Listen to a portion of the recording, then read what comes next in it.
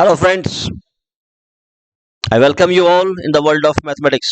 I am Atul Kumar, your maths faculty, and today I will be talking about mathematical symbols. Very popular ones, right? 6 mathematical symbols हैं, आपको मैं बता दूं। पहला है equal to, दूसरा है नॉट इक्वल टू, तीसरा है लेस देन, चौथा फोर्थ है ग्रेटर देन, फिफ्थ है less than equal to and sixth है ग्रेटर देन इक्वल टू। आइए देखें इनका कैसे हम यूज करते हैं, इनको किस तरह से यूज करते हैं, क्या तरीका है। Okay, so first is equal to.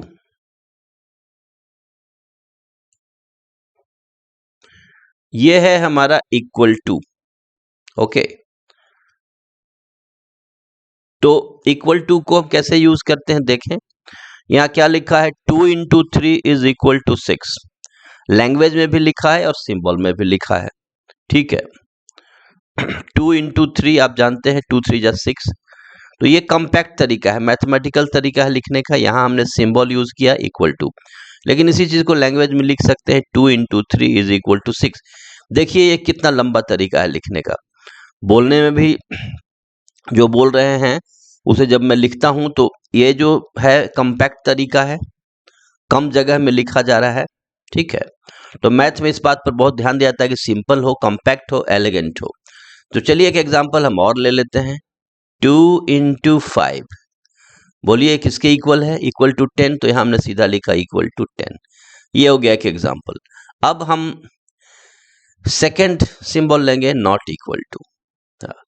आइए देखें, या 2 इंटू 4 इज इक्वल टू 8 हम जानते हैं, it is not equal to 6, ठीक है।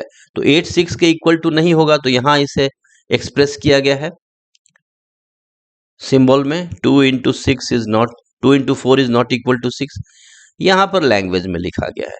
चलिए एक एग्जांपल हम और लेते हैं। यहां 3, एक एग्जांपल और ले लीजिए। 3 इंटू 4 इज व्हाट, और यहां हमने रखा 10। तो जानते हैं कि 3 इंटू 4 12 होता है, 10 के इक्वल टू नहीं होगा। तो इसको मैं ऐसे लिख दूंगा, 3 into 4 is not equal to 10। Okay, अब हम थर्ड सिंबल पर काम करेंगे, इसे कहते हैं लेस देन। देखिए लेस देन लिखने में बहुत टाइम लगेगा, इसे सिंपली हम लेस देन लिख सकते हैं। देखिए 3 इज लेस देन 7, सिंबल में भी लिखा है, लैंग्वेज में भी लिखा है। और प्रैक्टिस के लिए हम एक एग्जांपल और ले लें। चलिए 4 इज, अब 4 और 9 की बात आ जाए तो यहां पर बीच में लिखना पड़ेगा लेस देन। और यह ध्यान रखना है कि जिधर ये नुकीला पार्ट हो, ये वाला पार्ट जिधर हो उधर लेस होता है, और इधर जिधर इधर खुला हुआ मुंह है उधर क्या होता है, ग्रेटर होता है, ठीक है। तो इसे पढ़ेंगे 4 इज लेस देन 9। अब हमारा फोर्थ सिंबल है ग्रेटर देन का।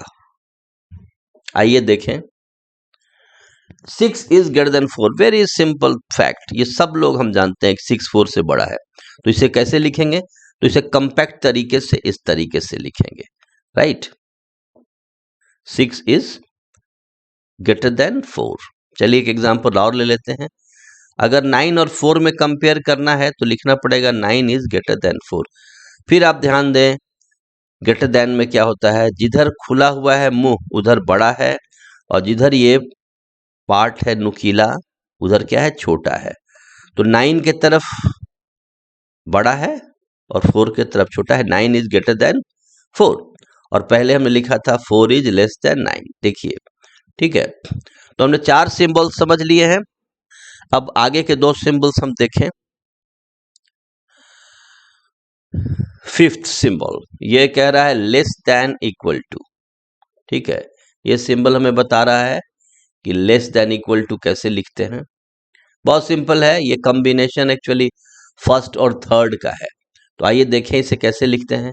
Find all 1 digit positive integers less than equal to 5।